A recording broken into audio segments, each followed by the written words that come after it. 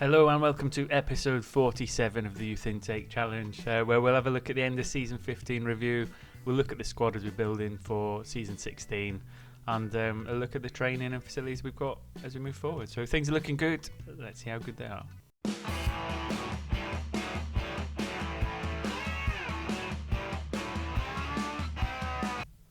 Kicking off then, pardon the pun, with the end of season review. Again, the transfers out, we had the big one really, which was Christopher Friday, 15 million to Genoa. We didn't want to let him go, however, he wasn't valued anywhere near that. They've paid a massively overinflated wage for him. I think we look at him now, he's only worth 9 million now.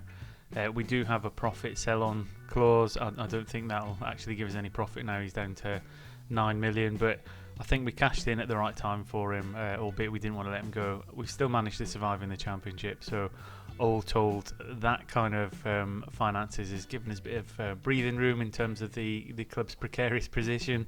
It's enabled us to get a few more upgrades in terms of facilities and training.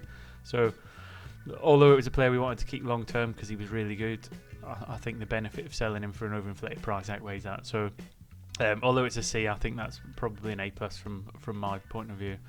Other players that kind of went out was the usual, the ones that we didn't want to keep long term. So Clement went out, Potter, Atienza, who'd been with us since the very beginning, he finally left. He's made 50 appearances for Kidderminster, which is good. And Mike Martin, who we did think at one point was going to be a really promising centre half, the young American, we've let him go as well. So not too bad in terms of the outgoings. In terms of the ones who went out on loan, we got Christian Brewstadt. He's going to be involved in the first team this next year, as is Felix Ibrahim. So two really good ones that have gone out, got some experience, and they're coming back. Elijah Chase, I think we're going to let go.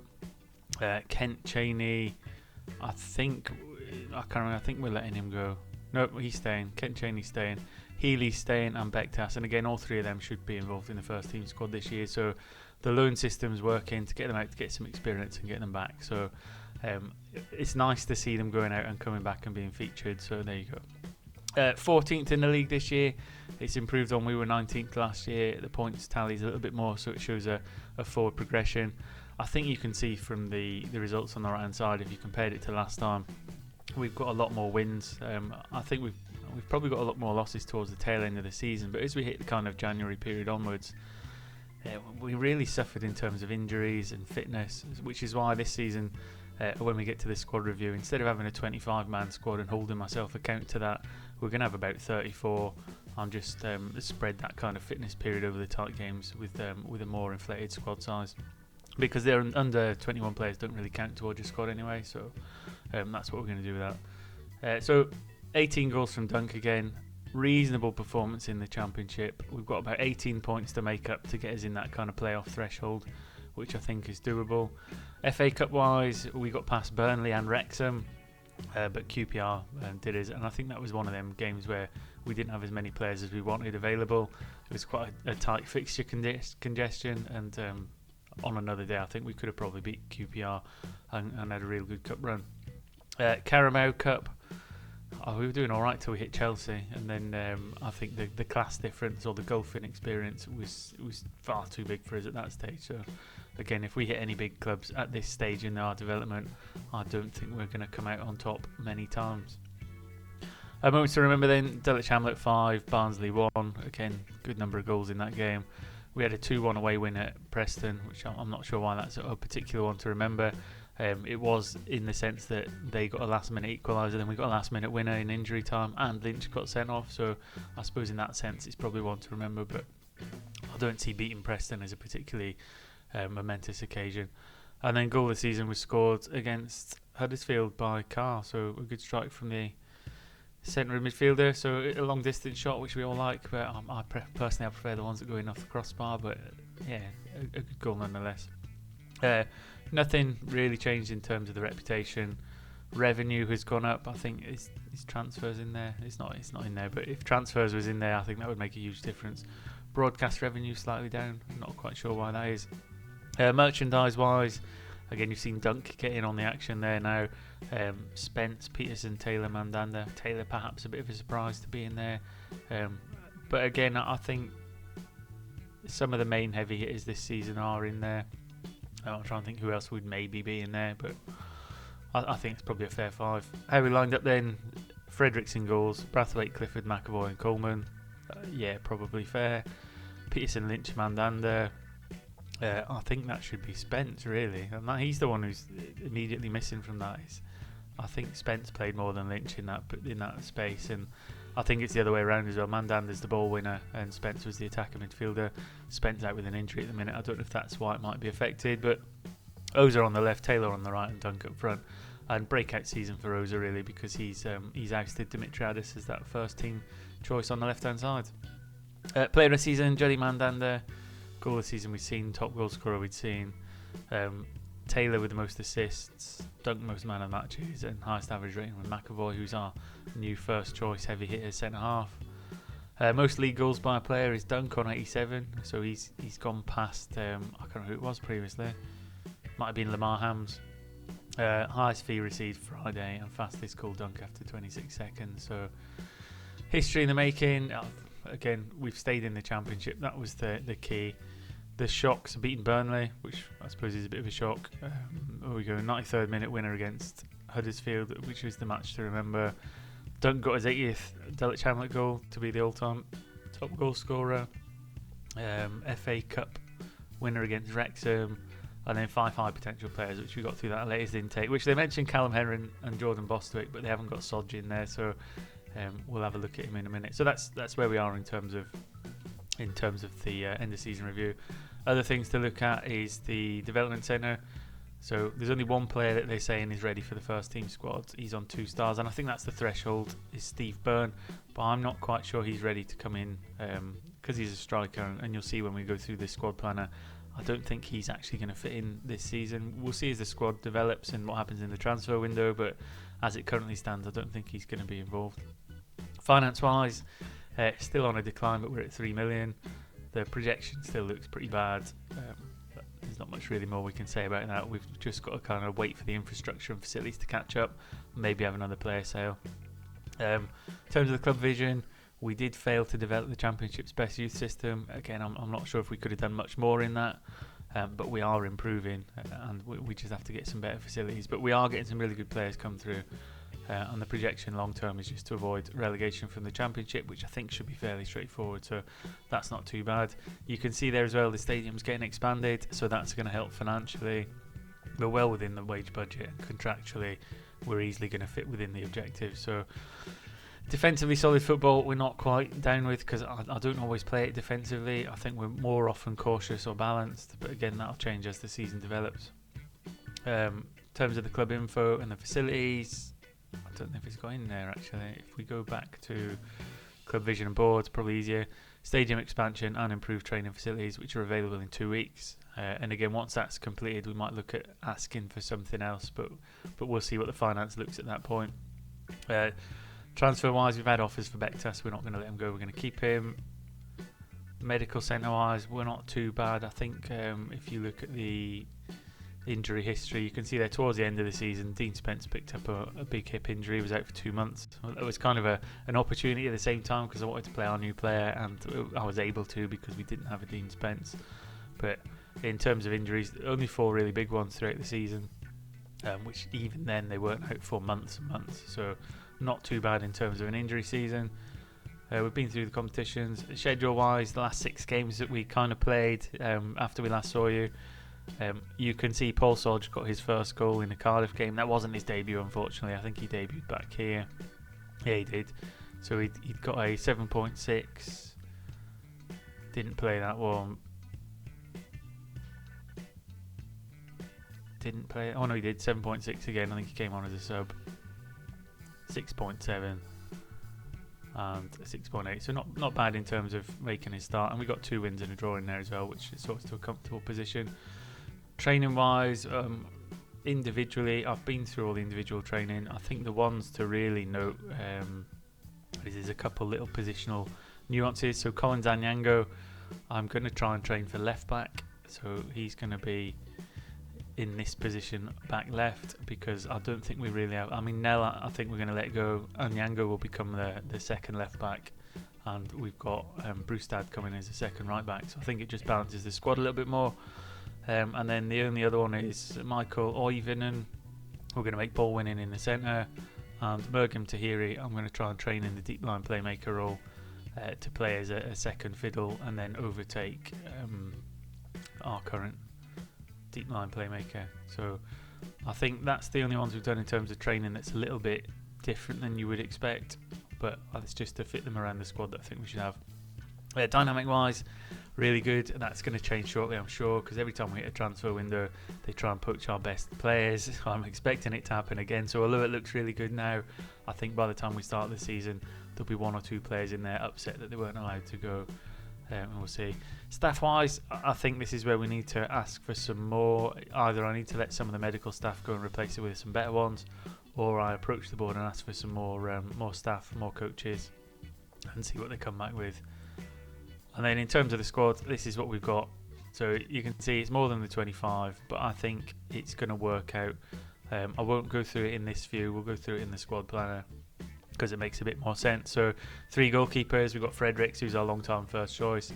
Felix Ibrahim, who's come back off loan, he's going to be our number 2, and Kanan Kays, who's the highest potential goalkeeper, will be the number 3. Felix Ibrahim, I mean, again, his stats-wise is really good. His reflex is probably a little bit low, but we'll get him training. But I mean, 1.73.7 million. I don't think he's too far away from catching up with Fredericks, and he can go beyond. So I just think at the minute, in terms of goalkeepers, he's probably the one to have in there. He's got potential to be championship. So Felix Ibrahim will sit in that position. Left back, although it's got in here Clifford, Cheney, and Pierre, I think I've settled on the fact that I'm going to use Onyango as the left back option behind Brathwaite. Hopefully Brathwaite doesn't pick up too many injuries, but I think we'll swap Collins and Onyango to the left back. Again, he's got some development in him. The young Kenyan, traditionally a right back, he's right footed, but I think we can play him in the left back as a second option until someone else comes through the youth intake, because I don't think Nell's got the ability to be the understudy. So Onyango's still a really good player. Still got some really good stats, especially in the physical side. He just needs to pick up on technical and mental, and he'll be a good fit. On the right, we've got Coleman. Onyango's in there, but I'm going to drop him and put Brewstad. Again, Brewstad's been with us for a number of years now. He's been out on loan a couple of times. I think now's the time to maybe start introducing him with a few sub-appearances and introduce him to the first team. Again, physical's really good.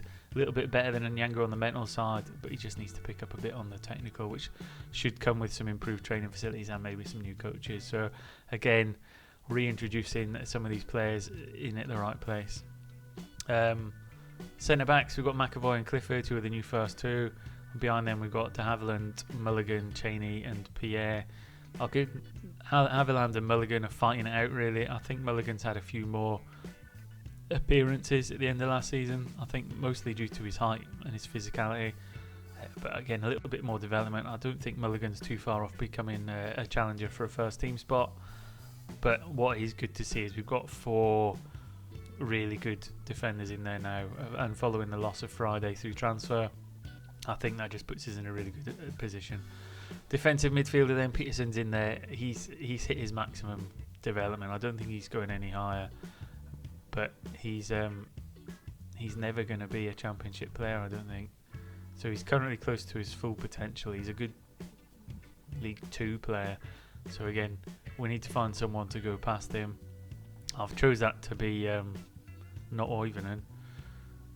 If I add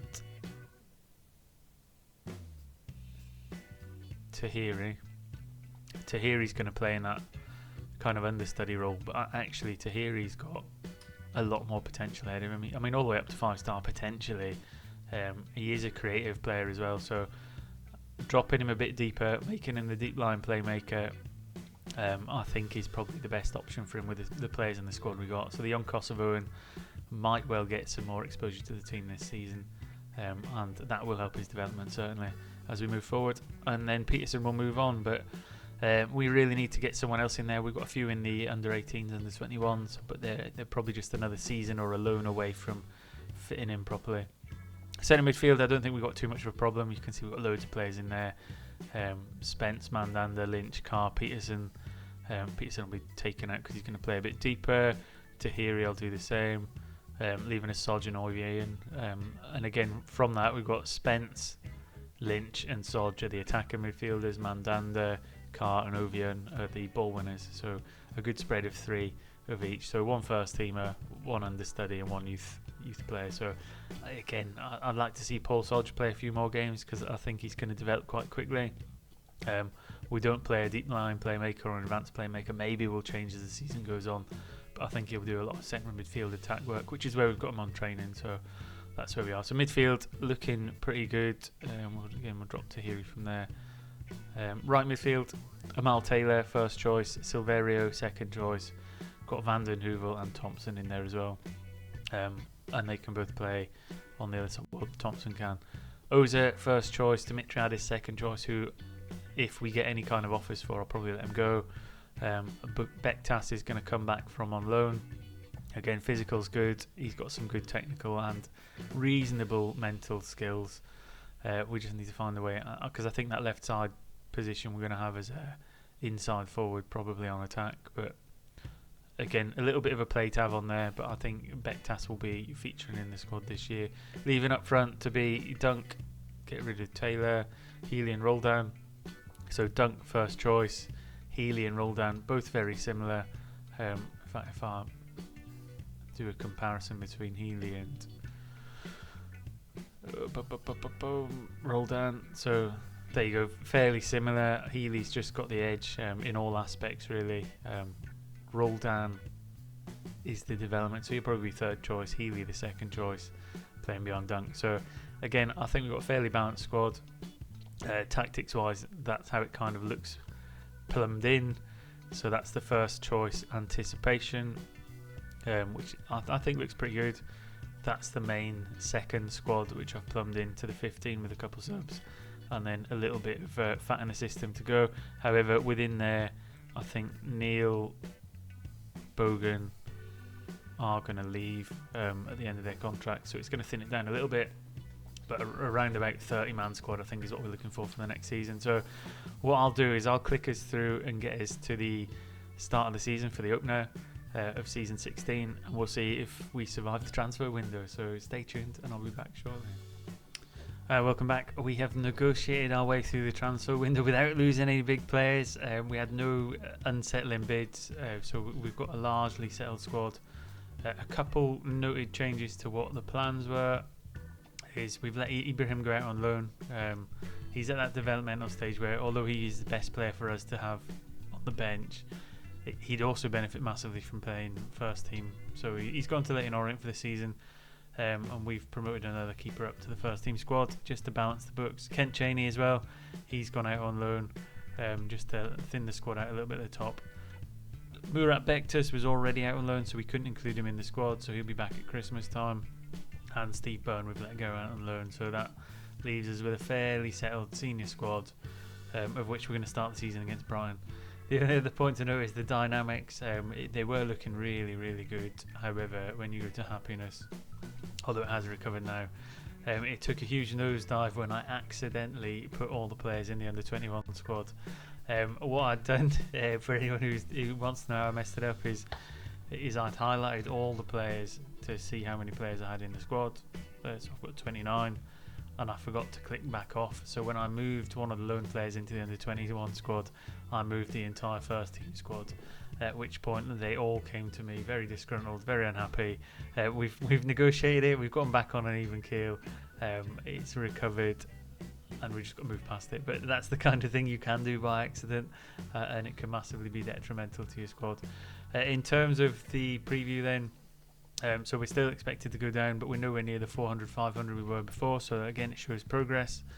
There are a couple of teams within our grasp, and further development will help us catch up with that kind of bottom to middle pack.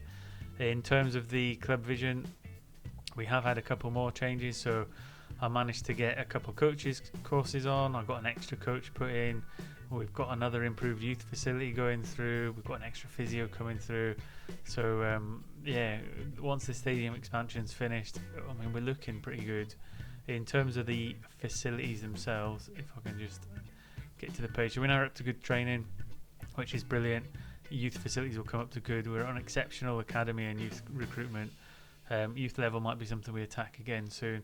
what I might do is look for another affiliate, because at the minute we've only got Madison in the United States, which the key one is sending academy players to train here, and we might benefit from some. So that's how we kind of get some American players in. Is I want to see if I can maybe get another one or two from another couple of countries, just to bolster what we may or may not get through in the youth squad. But again, I've not quite got the right ones coming through yet. I keep going and asking, but they're offering me UK based ones, which isn't really what we want at this stage. But all that being said, we've got a home game against Brighton, who are tipped to come second, so this will be quite the test. We're going to have a cautious approach, and the starting lineup for today will be Fredericks in goal, Brathwaite, Clifford, McAvoy and Coleman playing at the back, with Peterson, Mandander and Spence in front, Taylor, Oza and Dunk up front. And if you kind of want to know what players I think we should really watch out for this season, I think Tony Dunk, he's scored more and more goals year on year, so I think he's going to have a big season. Mandander, of course, is one of our best midfielders. I think we'll have another good season. And I think Montel Clifford actually is going to be the third. So that'd be my three, would be Dunk, Mandander and Clifford, and we'll revisit them later in the season. But that's who I think will probably be leading the charts in terms of your performance ratings, etc. and values. So there we go. What we'll do is we'll get into the game. We'll see if we can get off with a fairly positive result. I'm not expecting to pick anything up against Brighton. They're one of the big teams in here. They've got far and away a higher wage budget than us. But we have seen strange results before, and we're hoping for some more strange results today as we kick off season 16, which is our third season in the Championship. Again, the first season we scraped through. We finished about 19th. The second one we came up about 15th. We're just looking to build on that again. And last season as well, I think what made the difference was we only had 6 draws all season, which meant some of them would have been losses, of course, but we turned more of them into wins. So as an average, we actually picked up more points than we previously had. So more of that, please, as we move into the next season. As Dunk plays a deep free kick into the box, Peterson will pick it up. Breaks the edge of the box, Dunk has a shot. It looks a little bit congested in there. Again, we'll have a tweak of the formation as we move forward. Mandander, of course, in the ball-winning midfield role, which we talked about. Spence in that attacking role. Friendly-wise, which I don't read too much into, Fredericks had a testimonial because he's been with us a huge number of years. We won that, I think it was 5-1 or 5-2. Again, much expected result. We played a really unknown team, got another 5-1 result. We lost to Notts County. We were 2-0 up and got beat 3-2. But I think the friendlies don't want to read too much into, because it's more about the fitness side. I think these first few games where we settle into the league and hopefully get some points on the board early as Brighton look to grow into the game. We've held them quite at bay so far, but it looks like they're making a move into the box. Yeah, and they're just good at playing them little intricate passes. They got into the box, played a couple passes to Bender's out of shape, and they've got one in there. So Pirri played it over the top to Williams. I thought he was going to hit it, and I was expecting a save. He's played it to Williams, and he's just curled one into the far post to leave Fredericks belly up in the floodlights, and Delic a goal down. It doesn't change what we're going to do in terms of the mentality. I think we'll stay cautious. I think this is a game we were expecting probably not to get too much out of, so we'll still stay cautious, because I don't want to start the season as per my beloved Everton, who we'll see at the bottom of the table in the Premier League, who've played 2 games, conceded 7 goals and got no goals for.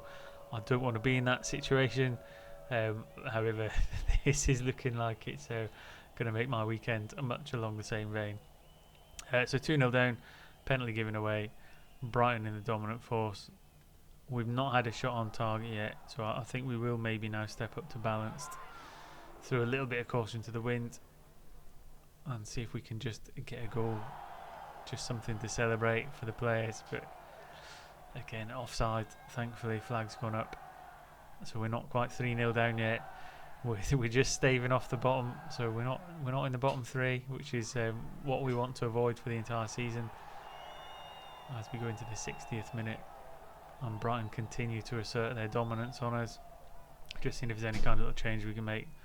What we might do is just rest a couple of the big players for the next game. So I think we'll get Dunk off, get Healy on, put him in the shop window because we might loan him out. Who else? We won't get Sodgy on there for Spence to give him a bit of a rest, and we'll save one sub for injuries. But again, I don't want to read too much into this game because it's one of the toughest games we've got of the season. It's only 2-0. It's the first game where we've not bedded into formation-wise, although it's largely a settled team from last season. As Sodgy breaks down the right-hand side. Peterson, Coleman. Peterson's a player that we need to watch this year. I think he's going to be phased out as Healy gets his name on the score sheet. We've got a goal back with 23 minutes to go, so all this doom and gloom talk of getting nothing out of the game. Mandanda to Coleman. Coleman, a brilliant player. Through to Sodgy, and he'll pick up an assist for a lovely little through ball to Healy. So again, good to see Sodgy getting integrated into the team. And Healy wheels away, celebrating. And Delic are back in the game. So balanced approach working a little bit more than cautious as it currently stands. But I'm sure Brighton will change the way they play slightly to try and get back in the game as Taylor breaks up the other end.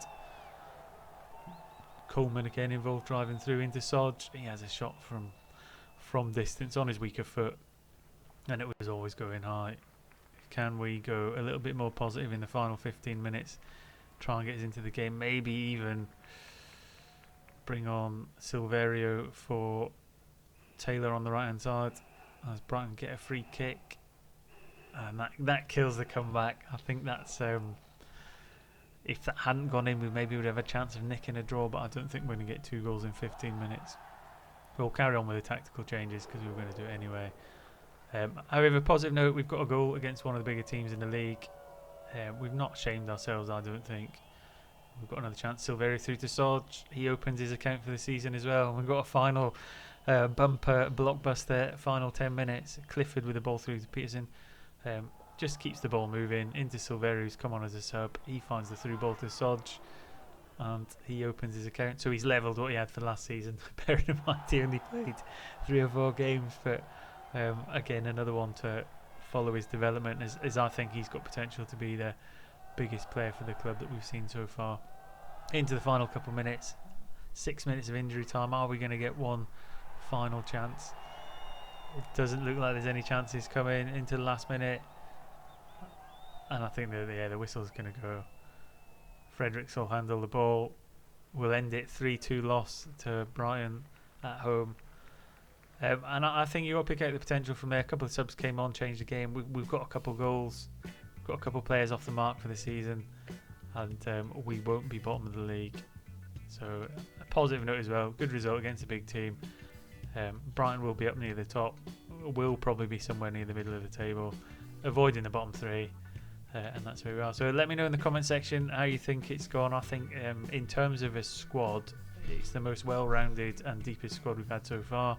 It's the lowest odds we've had in terms of the championship preview, and as it was even down to 200 to 1 there. I think we've got a real good chance of mid-table gusting a good season. If everyone plays to their maximum, we could maybe sneak a little playoff spot. So I'll play through to the intake preview midway through the season, give you an update then, and we'll see if we're meeting any of our expectations. So once again, thanks for watching, thanks for subscribing, and next time I will see you with hopefully a very positive update.